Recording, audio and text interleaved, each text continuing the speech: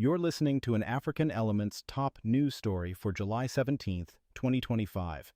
Please visit our website at africanelements.org for more daily news. Haitian deportations. Surge, a crisis unfolds by Darius Spearman. The United States Immigration and Customs Enforcement, ICE, has shown a dramatic increase in its deportation operations. In June 2025, ICE completed a record number of flights. There were 1,187 flights in total. Of these, 209 were specifically for removing individuals from the country, indicating a significant rise in deportations. This spike in removal flights is part of a larger trend.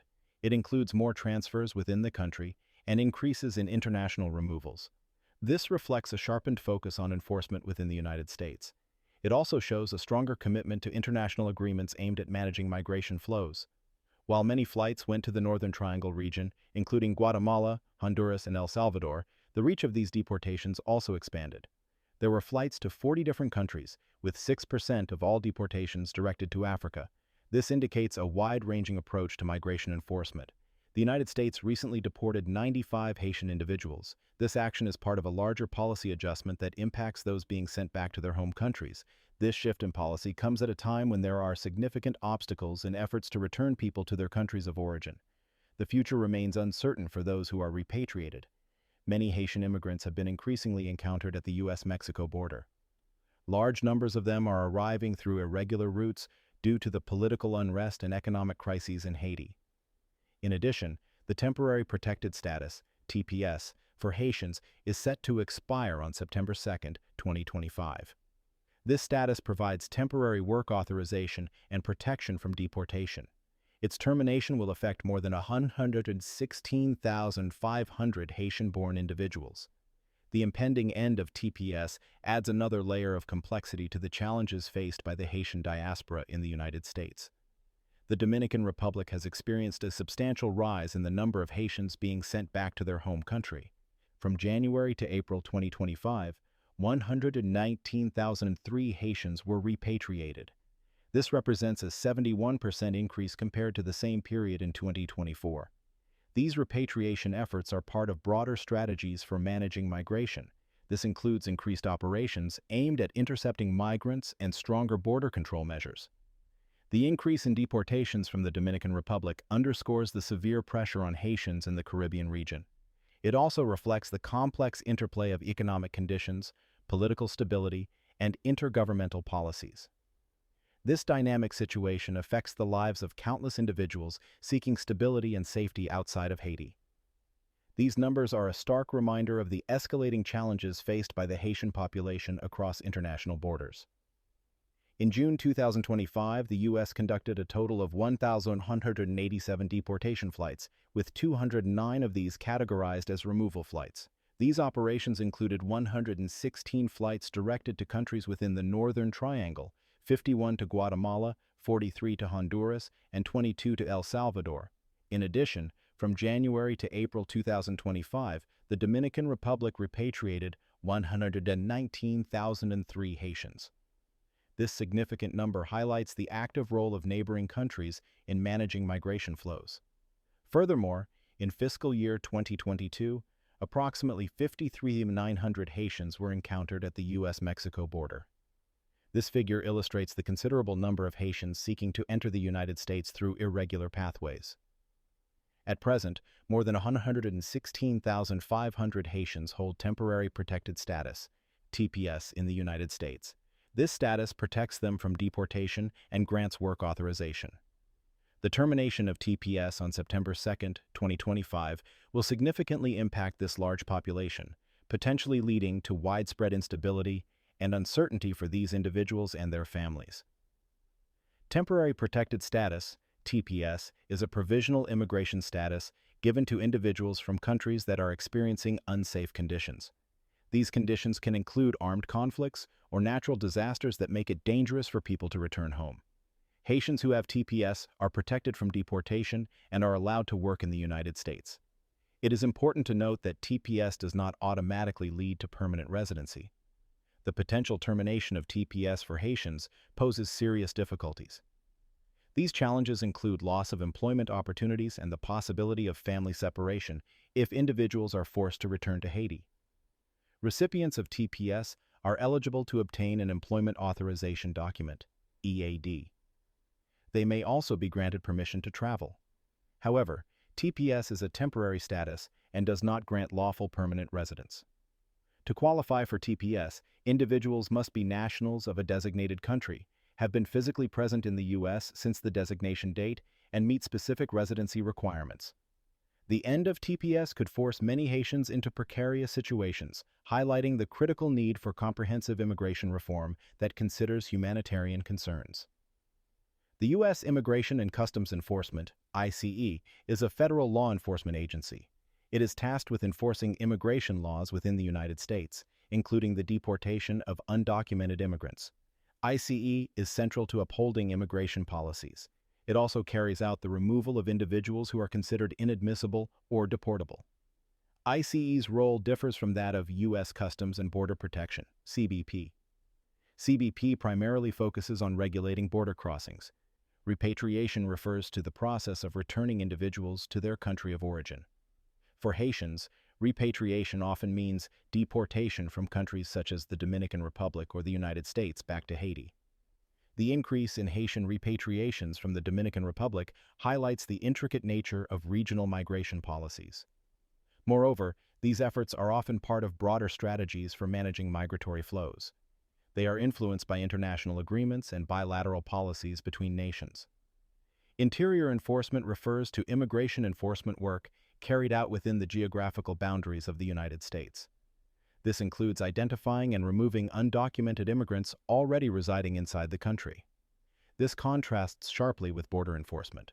Border enforcement focuses on intercepting individuals at entry points along U.S. borders to prevent unauthorized entry. Moreover, ICE primarily conducts interior enforcement operations. These two approaches cater to different aspects of immigration control, yet both have significant impacts on immigrant communities, including the African diaspora. For example, increased interior enforcement can lead to heightened fear and instability in Black immigrant communities, disrupting families and livelihoods.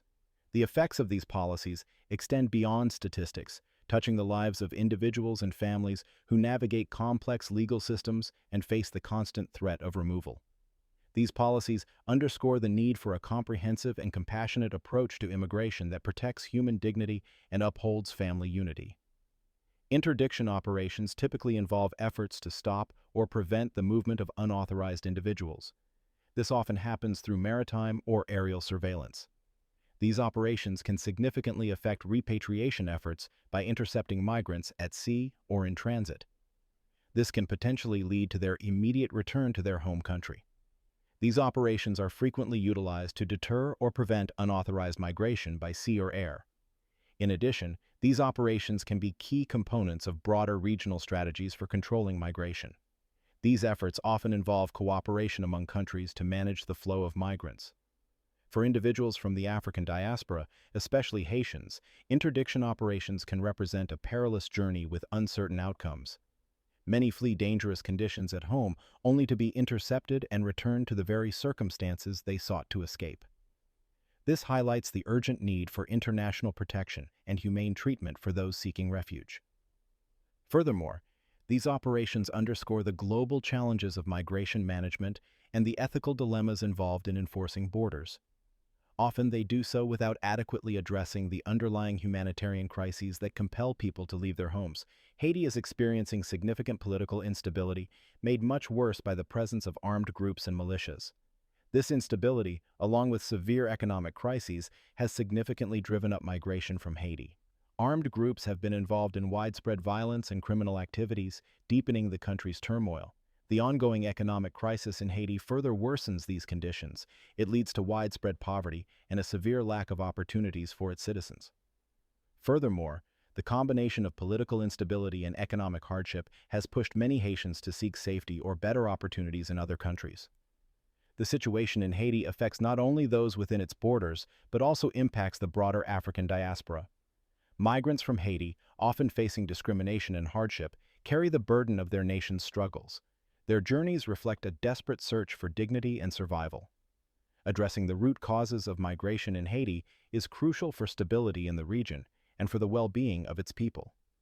This situation emphasizes the need for comprehensive international support and sustainable development initiatives to help Haitians rebuild their nation. It also underscores the importance of humane immigration policies elsewhere. Deportation and removal flights fundamentally serve the same purpose. They transport individuals back to their country of origin due to issues with their immigration status. However, there is a nuance in terminology. Legally, removal often refers to the formal process under immigration law. Conversely, deportation is more commonly used in everyday language.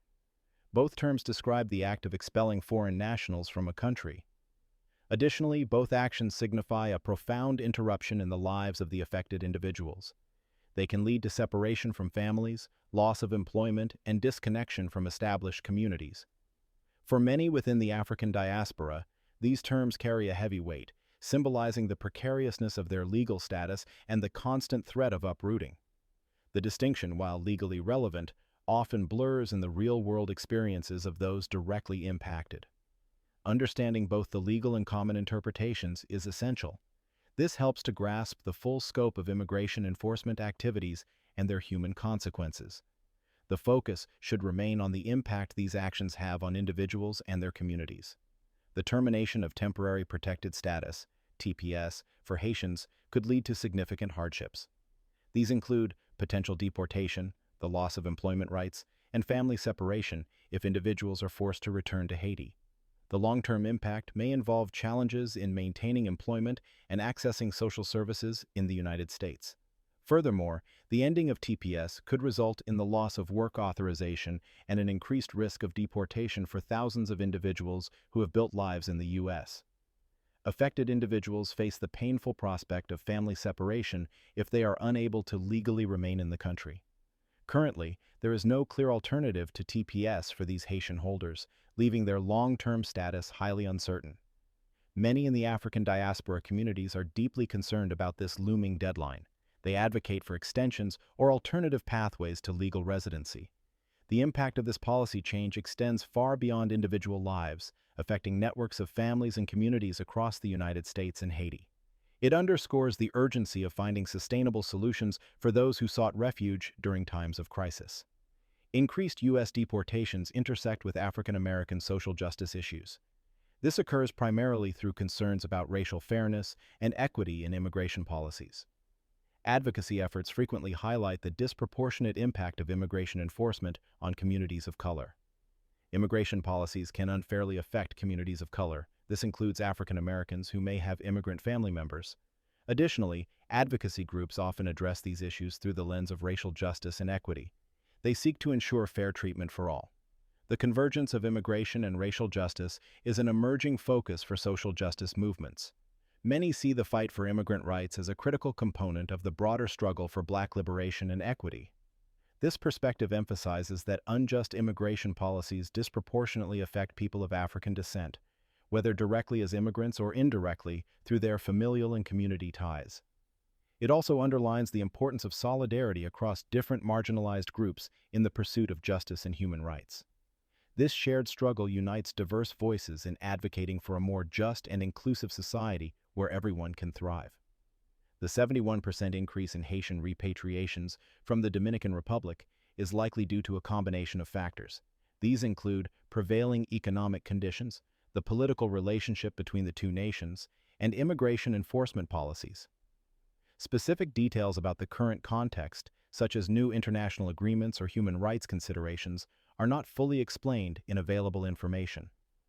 Economic circumstances and political relations between the Dominican Republic and Haiti significantly influence migration policies.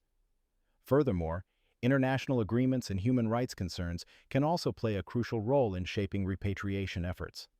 The exact reasons for the surge would depend on specific policy adjustments or events occurring in the region. This complex situation highlights the need for a deeper examination of the social, economic, and political dynamics that drive such significant shifts in migration patterns. It also calls for greater transparency and accountability in the implementation of these policies. The well-being of affected individuals must be a priority. Comparing border encounters in fiscal year 2022 with repatriation numbers from January to April 2025 involves different metrics and timeframes. Border encounters typically refer to the number of migrants apprehended at the U.S.-Mexico border. Conversely, repatriation numbers focus on deportations back to countries of origin. These distinct measures provide different insights into migration patterns. Border encounters measure immigration activity at U.S. borders, while repatriation numbers reflect deportation activities.